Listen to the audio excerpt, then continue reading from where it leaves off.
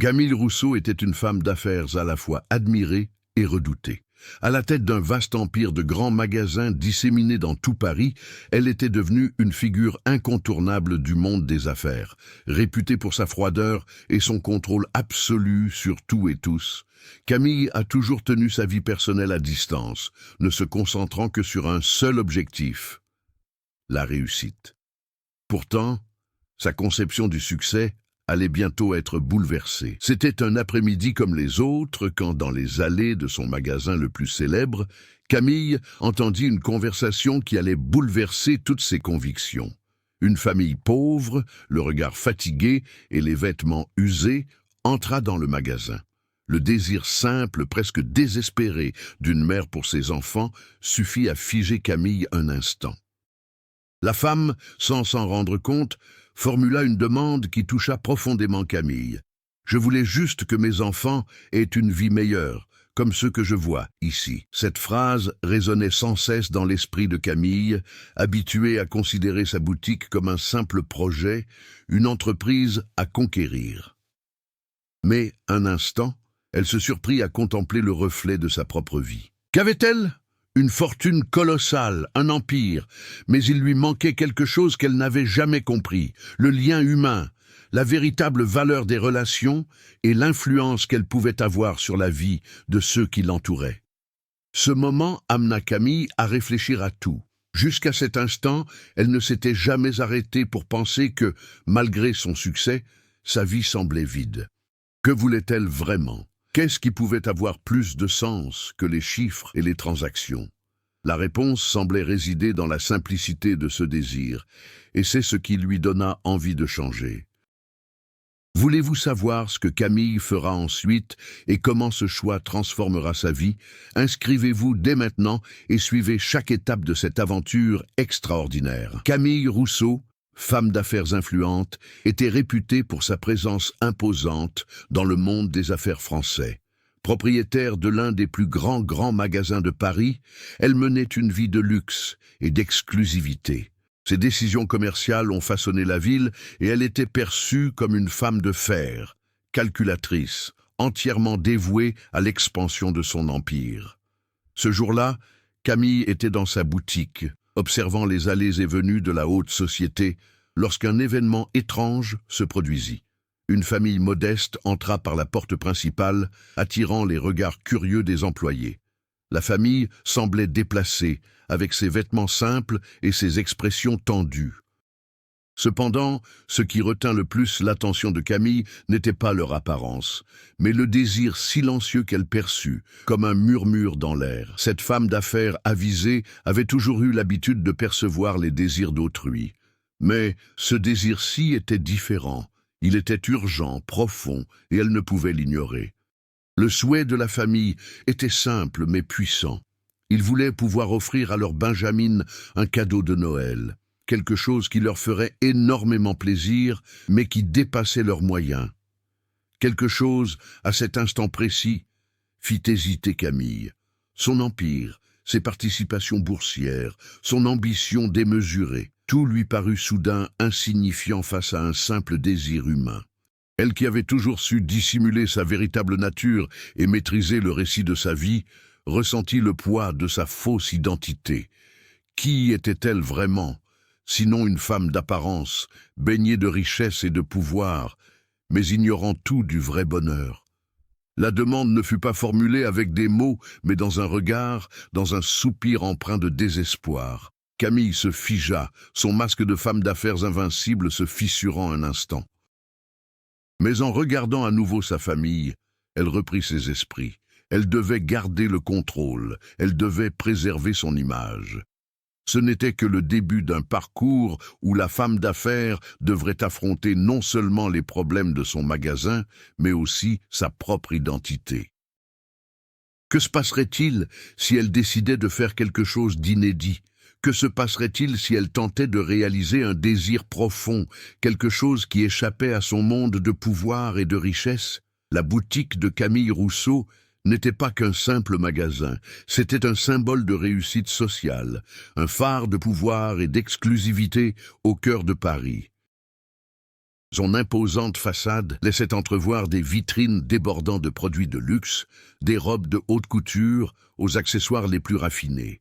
Chaque recoin était conçu pour impressionner, reflétant la précision avec laquelle Camille dirigeait son empire. Mais derrière cette façade étincelante se cachait une histoire que peu connaissaient. Camille était issue d'une famille de la classe moyenne, bien loin du confort dont elle jouissait désormais. Ses parents, modestes commerçants lyonnais, avaient toujours veillé à leur stabilité financière, sans luxe ostentatoire, mais avec un amour inconditionnel pour leur fille. Camille a grandi avec la conviction que le travail acharné était la clé du succès. Pourtant, en entrant dans le monde de l'entreprise, elle a renié toute trace de son ancienne identité. Son ascension fut fulgurante, mais elle a troqué la proximité familiale contre la solitude, ses principes contre l'ambition. La majeure partie de sa vie privée restait un mystère pour les autres. Camille ne s'autorisait que peu d'amis, pas même une relation amoureuse durable. Le travail était sa seule passion et elle était réputée pour son impitoyabilité en affaires. Elle savait que pour atteindre le sommet, elle devrait s'immuniser contre les faiblesses humaines. Mais lorsqu'elle retrouva sa famille au magasin, un événement inattendu se produisit. C'était comme si une part d'elle-même, longtemps enfouie, s'était réveillée. La famille qui entra dans le magasin ce jour-là était composée de 3 personnes. Un couple, Jeanne et Pierre, et leur fille, Amélie. Jeanne travaillait comme infirmière dans un hôpital public, tandis que Pierre était au chômage depuis des mois, après avoir perdu son emploi de mécanicien. C'étaient des gens simples, menant une vie difficile, mais animés d'un amour inconditionnel pour leur fille. Amélie, l'enfant, arborait un sourire timide, mais ses yeux brillaient d'un espoir inhabituel pour son âge. Elle ne désirait qu'un cadeau de Noël, quelque chose qui lui apporterait un peu de joie dans la dure réalité de la vie. L'histoire de cette famille n'avait rien d'exceptionnel. Nombre d'autres familles pauvres erraient dans les rues de Paris, tentant de préserver leur dignité malgré la misère. Mais pour Camille, quelque chose chez ces personnes la touchait différemment. La dureté du monde des affaires qu'elle s'était créée contrastait fortement avec la vulnérabilité de ces gens. En observant Jeanne et Pierre, Camille remarqua leur comportement envers Amélie. Leur amour pour leur fille était évident, mais teinté d'un sentiment d'impuissance. Ils aspiraient à offrir quelque chose de bon à la petite, quelque chose qui transcende la lutte quotidienne pour la survie. Cette observation amena Camille à s'interroger sur les choix qu'elle avait faits tout au long de sa vie. La véritable essence de l'être humain résidait dans les petits gestes, dans la quête de quelque chose de plus grand que ce que le monde semblait offrir. La boutique de Camille, avec son luxe ostentatoire et ses prix exorbitants, semblait à l'opposé de ce dont Jeanne et Pierre avaient besoin. En observant les articles sur les étagères, Camille perçut un décalage entre leurs 2 réalités. Là, dans la vitrine la plus luxueuse de sa boutique, se trouvaient des produits qui représentaient des rêves pour certains, mais qui, pour d'autres, comme la famille, étaient inaccessibles, symbolisant seulement une vision déformée de la réalité. Camille savait que si la famille connaissait sa véritable identité, leur perception serait sans doute tout autre. Ils la verraient comme une femme impitoyable, possédant tout et pourtant incapable d'apprécier les plaisirs simples de la vie. Mais à cet instant précis, Camille se sentait plus proche d'eux que de n'importe quel autre client entrant dans le magasin. C'était comme si, face au désir silencieux de cette famille, elle s'était vue refléter une femme qui, malgré toute sa richesse, était profondément insatisfaite et perdue. Dans les jours qui suivirent sa rencontre avec la famille, Camille ne parvenait pas à se sortir cette image de la tête. Elle avait déjà traversé d'innombrables épreuves, mais jamais rien ne l'avait touchée aussi directement. Le désir d'une famille pauvre, une simple requête matérielle qui paraissait insignifiante aux yeux de beaucoup, l'avait profondément marquée. Camille, qui avait pourtant toute la maîtrise de sa boutique et de sa vie, ne s'était jamais sentie aussi vulnérable. Et cela la tourmentait. Elle commença à voir le monde différemment, ou peut-être à travers le regard de ces gens, ceux qui n'avaient même pas les moyens de s'offrir le strict nécessaire. Le poids de ses décisions commerciales, les négociations impitoyables impliquant des millions d'euros, tout cela lui paraissait irréel comparé aux difficultés quotidiennes de Jeanne et Pierre.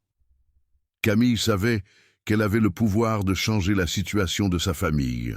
Sa fortune suffirait à leur offrir tout ce dont ils avaient besoin, et bien plus encore. Mais quelque chose la retenait. Parallèlement, le magasin traversait une grave crise financière. La période de Noël représentait toujours une excellente occasion d'accroître les bénéfices, mais cette année avait été particulièrement difficile. Les ventes étaient inférieures aux prévisions et, malgré des stratégies marketing agressives, le magasin de Camille n'attirait plus autant de clients qu'auparavant. C'était un problème complexe qui menaçait sa stabilité financière, et Camille savait qu'elle ne pouvait pas se permettre d'échouer. Dans les allées luxueuses de sa boutique, Camille se retrouvait confrontée à une réalité où ses pires ennemis n'étaient pas ses concurrents, mais ses propres décisions.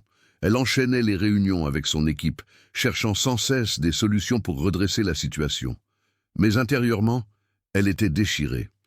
Tout en prenant des décisions difficiles concernant la réduction des coûts et l'augmentation des prix, elle ne pouvait s'empêcher de penser, aux yeux pleins d'espoir d'Amélie, aux dons de Jeanne et Pierre pour leur fille. Au cours d'un moment particulièrement tendu, Camille fut interrompue par une nouvelle inattendue. Jeanne avait été hospitalisée après un malaise au travail. Le stress de ne pouvoir offrir une vie meilleure à sa fille, conjugué à un épuisement physique et émotionnel, avait fini par avoir raison d'elle. Pierre, désespéré, cherchait des moyens de réunir l'argent nécessaire aux soins de Jeanne, mais ses options étaient limitées.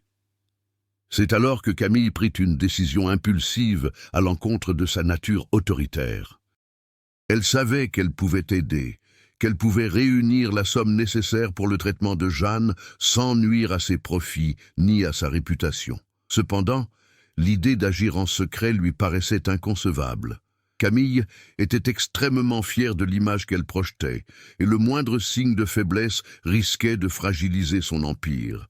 Elle ne pouvait se permettre de paraître faible, et en même temps, elle ne pouvait ignorer la demande tacite de cette famille. Camille se trouvait face à un choix impossible, continuer à mener sa vie irréprochable en maintenant son image de femme d'affaires impitoyable, ou enfreindre ses propres règles et faire ce qu'elle jugeait juste, même si cela signifiait s'exposer au monde d'une manière inédite. Le conflit intérieur commençait à ronger Camille. Par une journée particulièrement maussade, elle se retrouva de nouveau devant la vitrine, le regard vide, observant les articles de luxe. Ses yeux s'arrêtèrent sur une simple peluche bon marché, mais qui, pour Amélie, représenterait le cadeau idéal. C'était comme si le poids de ses choix pesait enfin sur elle. La vie de Camille ne se résumait plus à gagner, mais à ce qu'elle ferait du pouvoir qu'elle détenait. Elle ne savait plus si elle maîtrisait la situation, ni si son humanité commençait enfin à se manifester. Ce désir de faire le bien, de corriger les injustices qui l'entouraient, a amené Camille à s'interroger sur sa véritable identité. Mais un doute persistant demeurait. Pouvait-elle réellement franchir la barrière entre son identité professionnelle et sa véritable essence sans perdre tout ce qu'elle avait construit? Au fil du temps, Camille se sentait de plus en plus tiraillée. Tandis que le conflit intérieur concernant son désir d'aider la famille de Jeanne et Pierre s'intensifiait, d'autres aspects de sa vie commençaient à se déliter. Son magasin était au bord de la faillite et la pression pour retrouver la stabilité ne faisait que croître. Camille avait une équipe de cadres et d'assistants qui dépendaient de ses décisions pour assurer la continuité de l'activité. Mais aucun d'eux ne se doutait des doutes qui la rongeaient. Aux yeux de tous, elle restait la femme invincible, la dirigeante incontestée. Pourtant, intérieurement, elle se sentait plus seule que jamais. Camille commença à éviter les réunions, le poids de ses décisions lui paraissant insupportable. Elle qui avait toujours su manipuler le récit pour préserver son image, se battait désormais contre l'histoire même qu'elle avait construite. Parallèlement, elle se sentait impuissante face à la douleur grandissante de Jeanne et Pierre, qui luttaient pour le bien-être et le bonheur de leur fille, sans savoir comment ils pourraient s'en sortir. Au cours d'un de ces moments de réflexion, Camille reçut une visite inattendue. Charles Dubois, son ancien mentor et associé, se présenta à sa boutique. Cet homme avait joué un rôle déterminant dans son ascension professionnelle, mais elle l'avait écarté à mesure que son empire prenait de l'ampleur. Charles avait toujours eu une vision pragmatique de la vie, une sorte de froideur que Camille commençait désormais à admirer, mais aussi à remettre en question. « Camille, dit-il en jetant un coup d'œil autour de la boutique avec un sourire cynique, « j'ai toujours su que tu arriverais jusque-là. Mais maintenant, je vois que tu es plus perdu que jamais. » Camille, impatiente face aux manœuvres de Charles, s'efforçait de garder son calme. « Je ne suis pas perdu. Je gère simplement des problèmes personnels. » Charles laissa échapper un petit rire, comme s'il savait qu'elle n'était pas sincère. « Tu as toujours géré les affaires personnelles avec une froideur absolue, Camille. Mais maintenant, tu commences à comprendre qu'au final, tout cela n'a aucune importance. Ce qui compte, c'est l'héritage. Ce qui compte, c'est le contrôle. » Il avait raison sur un point. Camille avait toujours cru que le contrôle était primordial. Mais, en observant la vie de Jeanne et Pierre, elle sentait que ce contrôle était devenu une prison. Soudain, elle se mit à remettre en question tout ce qu'elle avait construit, ce qu'elle avait perdu en ne se concentrant que sur le pouvoir. Tandis que Camille luttait contre ses propres démons, la vie de Jeanne prit elle aussi des tournants inattendus. Après l'évanouissement de Jeanne, Pierre dut non seulement faire face à l'incertitude de leur avenir financier, mais aussi à la crainte que sa femme ne se rétablisse jamais complètement. Pour lui, le poids d'être le soutien de famille, d'offrir une vie meilleure à sa fille, devenait insupportable. Il commença à envisager des solutions désespérées, comme contracter un prêt auprès d'usuriers, ce qui risquait de compromettre davantage l'avenir de la famille. L'état de Jeanne s'aggravait et la pression s'accentuait sur Pierre pour trouver une solution. Lors d'une de ses dernières visites à l'hôpital, Pierre rencontra un médecin qui, connaissant la situation de la famille, lui proposa une solution pour réduire les coûts du traitement, mais avec un risque important. Le médecin suggéra une approche moins conventionnelle, susceptible de guérir Jeanne, mais avec la possibilité d'effets secondaires inattendus. Pierre était partagé. C'était un pari risqué, mais il était prêt à tout pour sauver sa femme. Parallèlement, Camille se retrouvait confrontée à un nouveau bouleversement dans sa vie professionnelle. Une grande multinationale lui avait fait une offre de rachat pour sa boutique. Le montant était exorbitant, de quoi garantir l'avenir financier de Camille et de ses employés pour des générations. Mais cela signifiait renoncer à tout ce qu'elle avait construit, à son identité et surtout à son attachement à Paris. L'offre de Charles était elle aussi tentante, vendre la boutique et investir dans un nouveau projet, sans le poids émotionnel que lui imposait désormais son entreprise. Le dilemme entre garder le contrôle et lâcher prise devenait de plus en plus complexe. Camille savait que le moindre faux pas pouvait lui coûter sa réputation et, qui sait, son empire. Mais elle ne cessait de penser à Jeanne et Pierre, prêts à tout risquer pour la santé de leur fille, et à la façon dont elle se voyait pour la première fois comme une femme libre de ses choix et non plus comme une machine à affaires. La situation de Camille devenait de plus en plus intenable. Alors que sa boutique était au bord de la faillite, elle ressentait une urgence qu'elle n'avait jamais éprouvée auparavant. L'offre de vendre la boutique, qui semblait être la solution à ses problèmes financiers, se mêlait désormais à un nouveau dilemme moral. Était-ce une fuite ou l'occasion de se libérer enfin de l'emprise absolue qu'elle exerçait sur sa vie? C'est alors que le tournant s'est produit de manière inattendue et imprévisible. Par un après-midi pluvieux, Camille décida de se rendre à l'hôpital où Jeanne était hospitalisée. Elle avait besoin de mieux comprendre la situation, de voir de ses propres yeux les difficultés de cette famille qu'elle connaissait si superficiellement. L'atmosphère était tendue. Pierre était dans la salle d'attente, les yeux cernés et gonflés par les larmes, mais il n'était pas seul. Une femme, que Camille ne reconnut pas immédiatement, était à ses côtés. Leur conversation était à voix basse, mais Camille en entendit suffisamment pour comprendre ce qui se passait. La femme était la sœur de Pierre, et elle lui proposait une solution désespérée, un prêt à un usurier. D'un air sombre, elle expliqua que l'argent ne serait pas facile à obtenir, mais que c'était l'unique chance de sauver Jeanne. La proposition était risquée, un véritable cauchemar financier qui pourrait ruiner la famille à terme, mais sur le moment, elle semblait être la seule issue possible. Camille sentit une vague de colère monter en elle. Comment pouvait-elle, avec toute sa richesse et son pouvoir, laisser ces gens qu'elle avait observés avec tant d'indifférence sombrer encore plus profondément dans le désespoir? Quelque chose explosa en elle. La dureté de sa vie professionnelle, les négociations impitoyables et l'indifférence qu'elle cultivait comme un bouclier contre les faiblesses humaines contrastaient désormais cruellement avec la vulnérabilité de cette famille. Elle savait ce qu'elle devait faire. D'un pas assuré, elle entra dans la salle d'attente et s'approcha de Pierre et de sa sœur. L'homme la reconnut à peine, mais sa sœur se leva aussitôt, méfiante.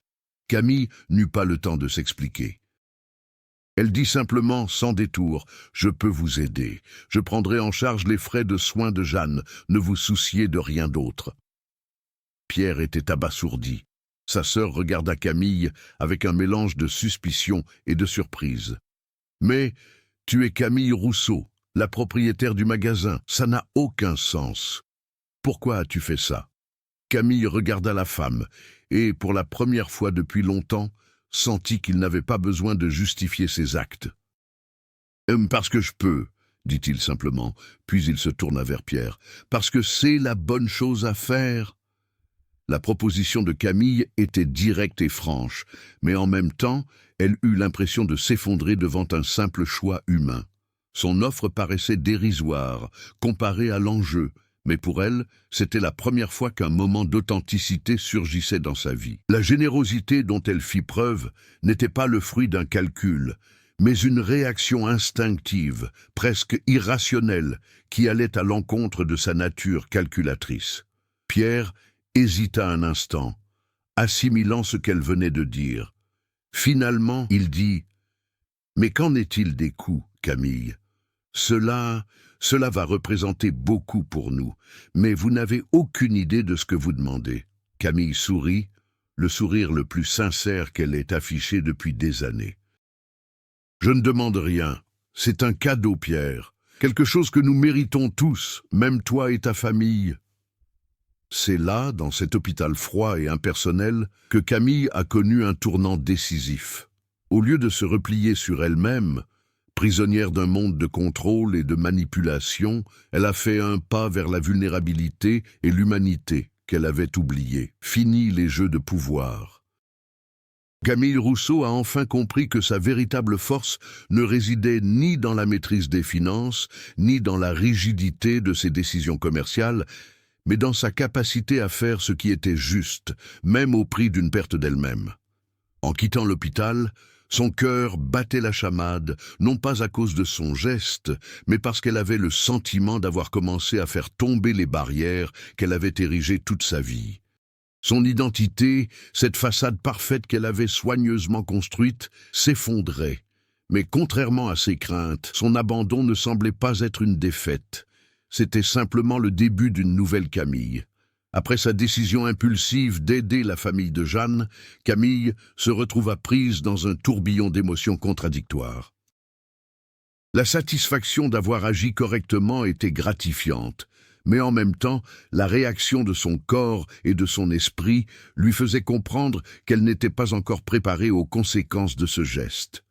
Malgré la sincérité de son aide, elle savait que sa vie allait basculer. Le lendemain, Camille se réveilla avec un sentiment de vide mêlé à une légère et étrange sensation de soulagement. La décision de financer le traitement de Jeanne et de lui donner une chance de guérir lui semblait un petit geste de bonté au milieu de la grandeur de sa vie. Mais au fond d'elle, elle savait qu'il aurait d'immenses répercussions. La première réaction vint de son entourage le plus proche, son équipe de direction. En arrivant au bureau ce matin-là, Camille trouva une atmosphère tendue. Le directeur financier, Pierre Lefebvre, l'attendait, le visage grave. « Camille, nous avons un problème.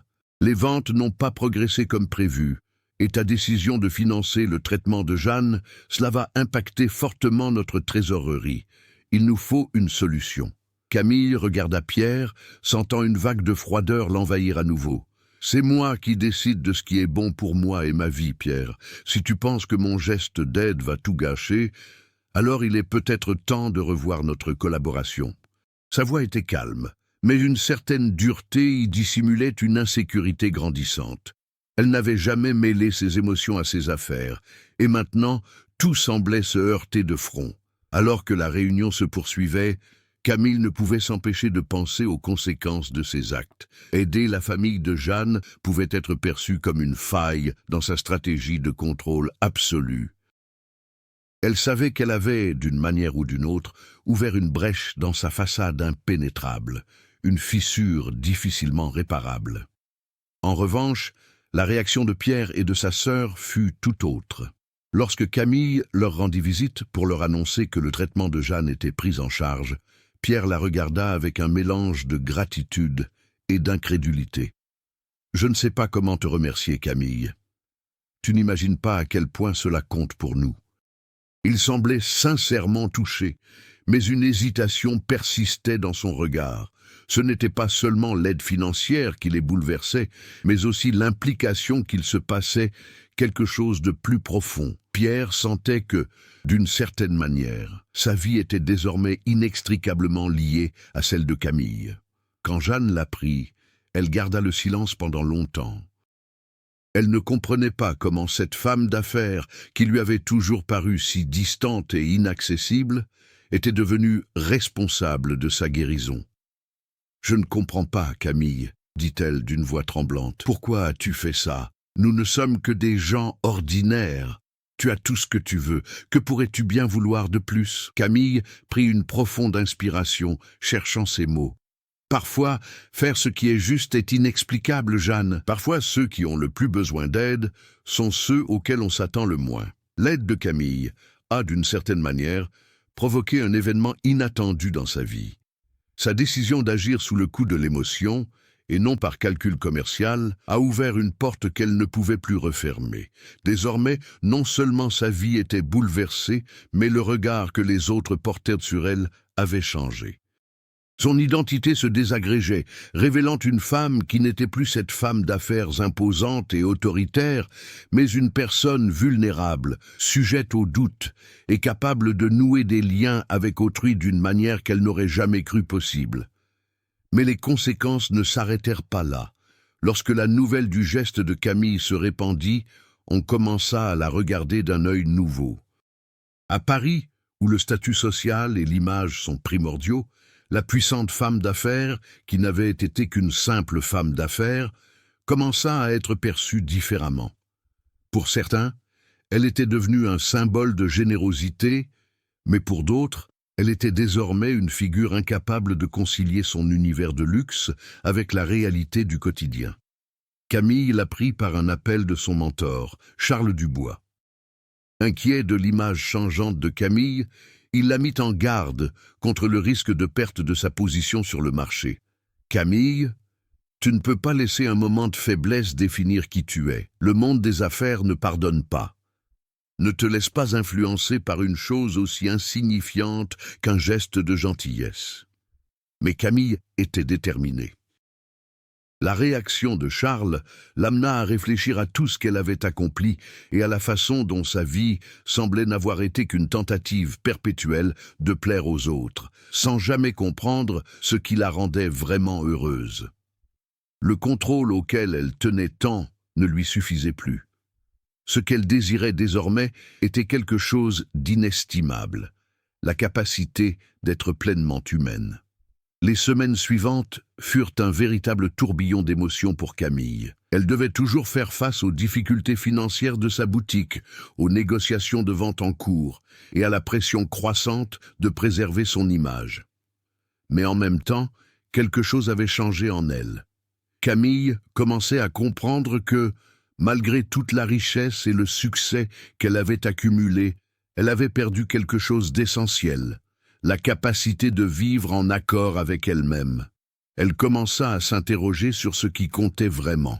L'argent, le pouvoir, les succès professionnels, ou y avait-il quelque chose de plus, quelque chose qu'elle avait négligé au fil des ans?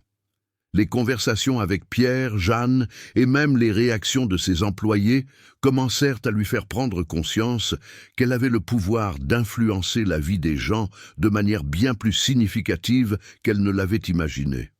Un soir de réflexion, Camille décida de prendre une décision radicale. Elle mit de côté ses réunions et commença à consacrer plus de temps à comprendre la vie de ses employés, de ses clients et même de personnes comme Pierre et Jeanne. Au lieu de s'enfermer dans son bureau en marbre, elle se mit à parler à ceux qui, jusque-là, n'étaient que des visages anonymes dans son univers professionnel. C'est au cours d'une de ces conversations qu'elle a découvert que la situation de ses employés n'était pas si différente de celle de Pierre et Jeanne. Nombre d'entre eux vivaient dans la misère, avec des salaires qui couvraient à peine leurs besoins essentiels. Beaucoup commençaient à perdre espoir d'un avenir meilleur. Camille n'y avait jamais réfléchi auparavant. Pour elle, ce n'étaient que des numéros sur une fiche de paie, des données à gérer, mais à présent, elle voyait en eux des êtres humains, avec leurs propres histoires et leurs propres difficultés. Peu à peu, Camille a transformé sa façon de gérer son entreprise.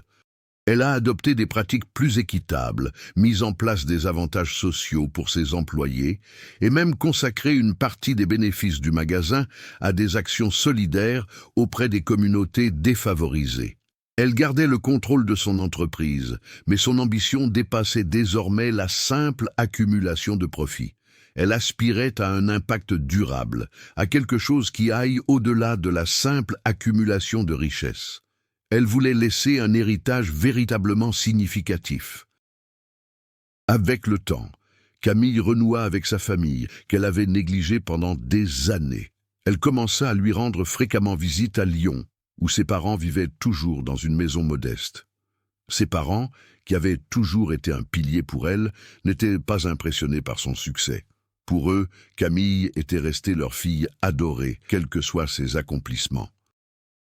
Leur amour lui fit comprendre que le bonheur ne résidait peut-être pas dans les victoires solitaires, mais dans les relations authentiques qu'elle cultivait avec les autres. Son cheminement vers la découverte de soi fut semé d'embûches.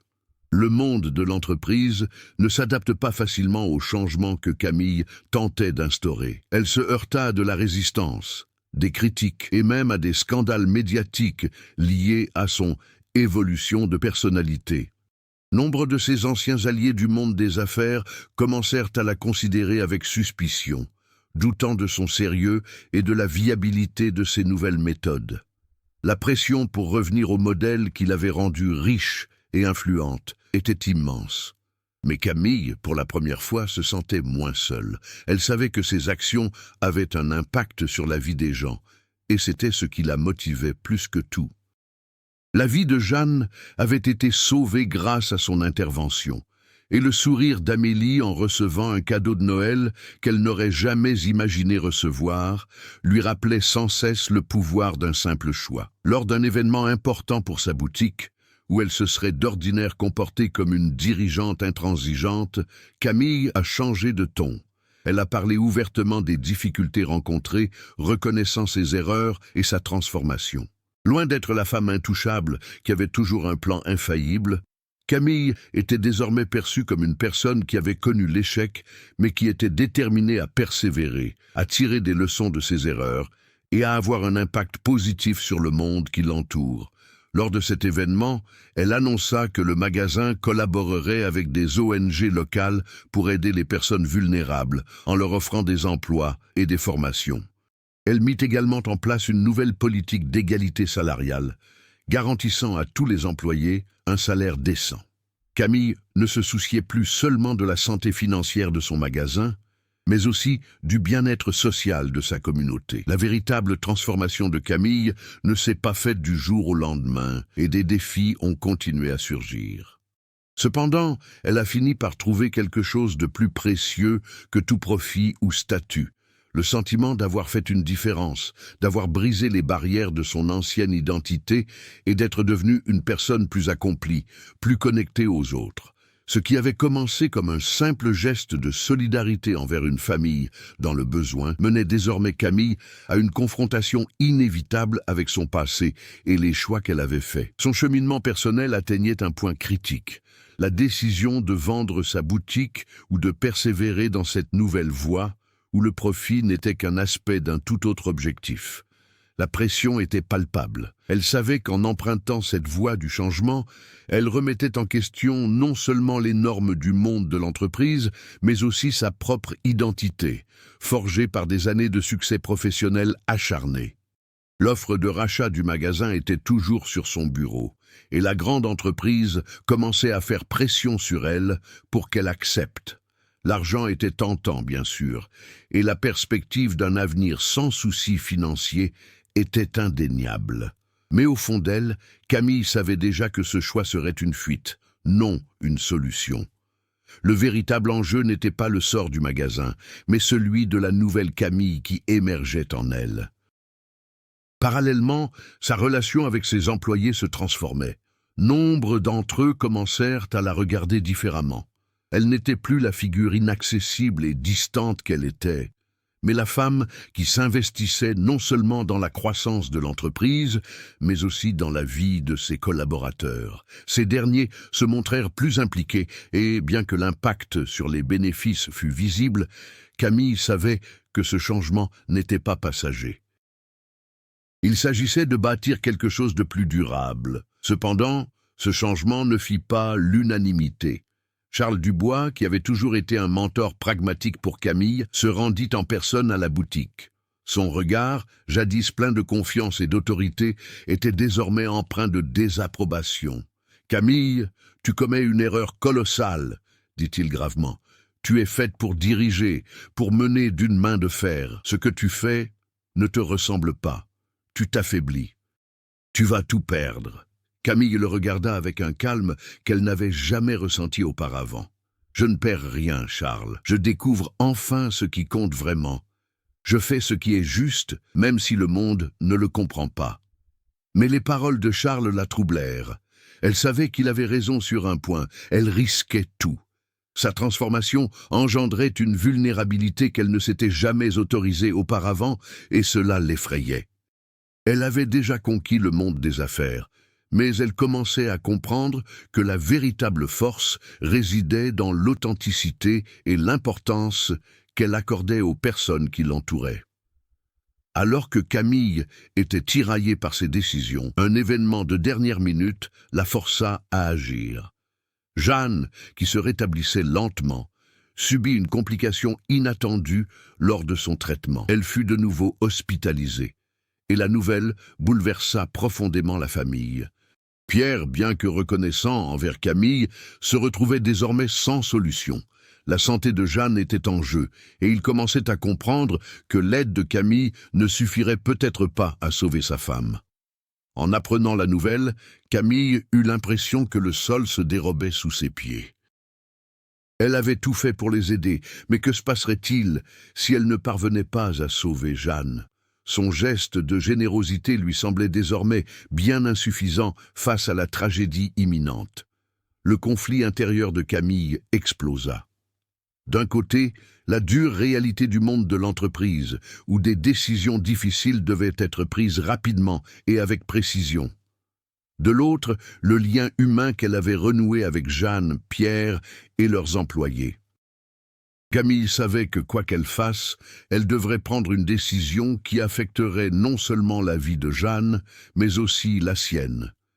Si elle abandonnait le magasin, si elle renonçait à tout ce qu'elle avait construit, elle perdrait une partie de son identité. Mais si elle continuait à se concentrer uniquement sur le profit et le contrôle, elle raterait l'occasion de devenir celle qu'elle aspirait à être. Le dilemme était plus profond qu'elle ne l'avait imaginé. La vente du magasin restait d'actualité, mais la question était désormais plus cruciale. Le sacrifice de son entreprise et de l'image de réussite qu'elle avait cultivée au fil des ans serait-il le véritable prix de sa transformation ? Ou devait-elle persévérer dans son empire et tenter de préserver ce qui lui restait d'humanité, quitte à sacrifier les liens qui lui paraissaient désormais les plus précieux ? tandis que Camille se dirigeait vers la salle de réunion pour prendre sa décision. Finale concernant la vente, le bruit de la pluie frappant les vitres lui insuffla un sentiment d'inéluctabilité. Elle savait que la décision qu'elle prendrait ce jour-là façonnerait non seulement l'avenir de son magasin, mais aussi celui de la femme qu'elle devenait. L'horloge égrenait les dernières heures de Camille à Paris, et elle savait qu'une fois de plus, sa vie allait se jouer sur une seule décision. La salle de réunion était éclairée d'une lumière froide, mais Camille ne la voyait pas. Elle était absorbée par le poids de ce qu'elle devait faire. Sur la table devant elle se trouvaient les documents de vente du magasin, la dernière offre de la société, la signature qui pouvait garantir un avenir stable, mais aussi anéantir tout ce pourquoi elle avait travaillé si dur. À côté, les souvenirs des personnes qu'elle avait appris à apprécier d'une manière qu'elle n'aurait jamais cru possible. Pierre, Jeanne, ses employés, même Charles.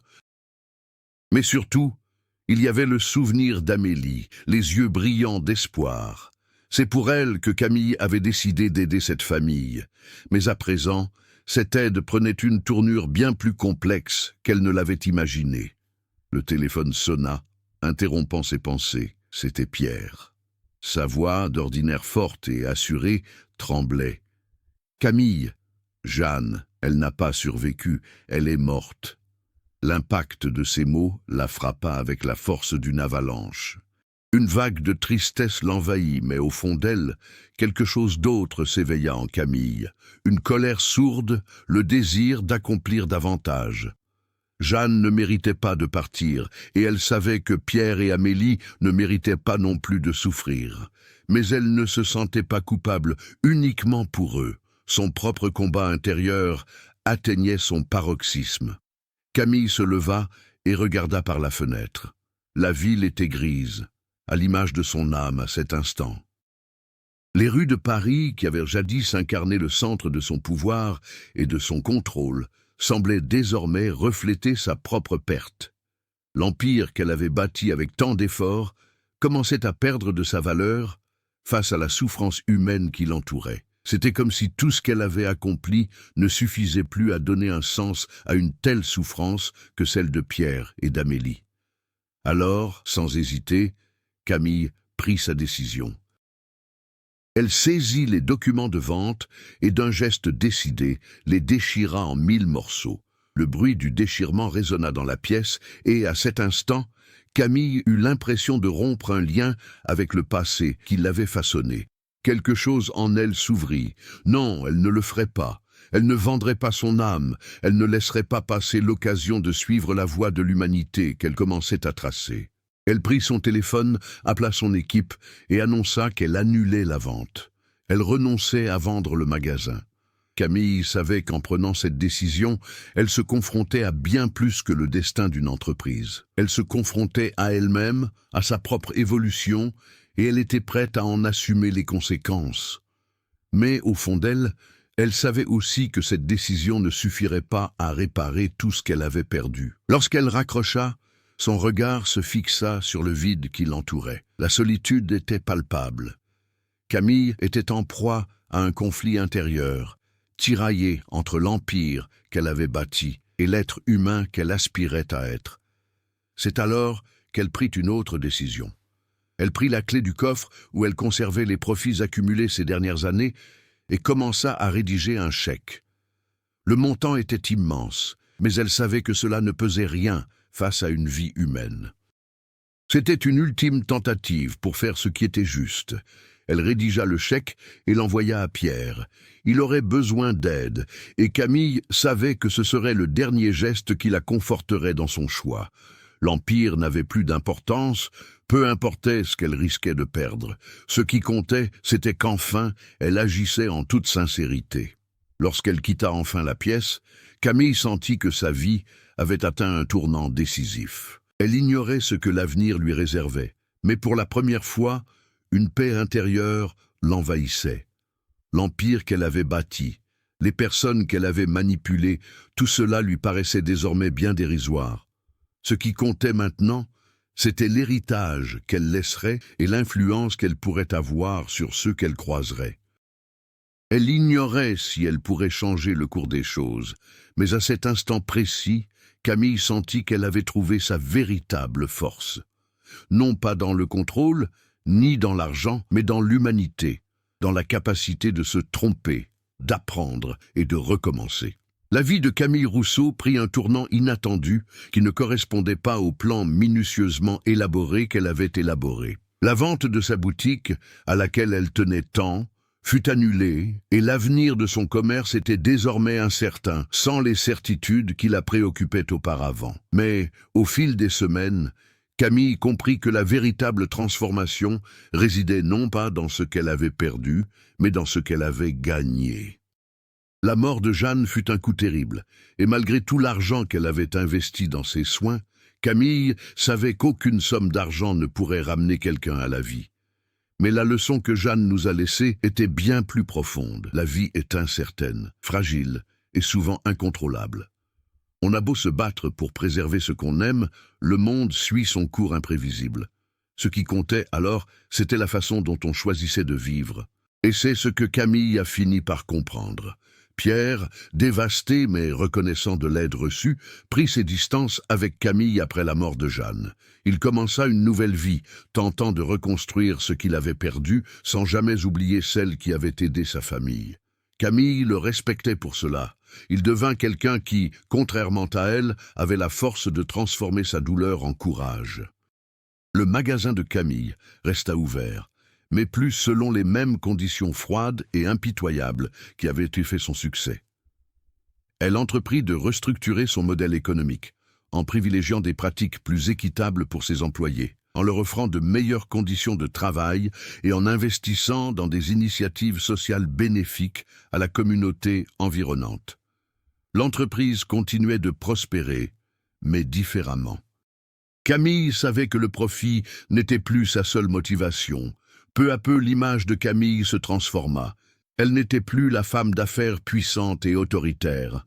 Désormais, on l'apercevait comme une femme qui s'était autorisée à échouer, mais qui, ce faisant, avait trouvé un mode de vie plus authentique. Ses choix n'étaient plus guidés par le désir d'accumuler toujours plus de richesses ou de pouvoir, mais par la volonté de laisser un héritage qui ait du sens pour elle et pour les autres. Camille a renoué plus fréquemment avec sa famille à Lyon et a commencé à chérir chaque instant passé avec ses parents, ayant le sentiment, pour la première fois, de vivre pleinement. La distance qu'elle avait creusée entre eux, en raison de son dévouement sans faille à son travail, s'est réduite, et l'amour et l'acceptation qu'elle recevait chez elle ont contribué à panser de nombreuses blessures dont elle ignorait même l'existence. Il restait encore beaucoup à faire, des défis à relever, mais Camille était sereine. Elle savait que son cheminement de transformation n'était pas terminé. Au contraire, il ne faisait que commencer. La voie à suivre serait semée d'embûches, mais elle était désormais prête à aller de l'avant, certaine que, malgré les difficultés, elle vivait en accord avec elle-même ses valeurs. L'empire qu'elle avait bâti n'était plus sa priorité. Sa véritable force résidait dans sa capacité à embrasser son humanité, imparfaite, vulnérable, mais pleine de potentiel.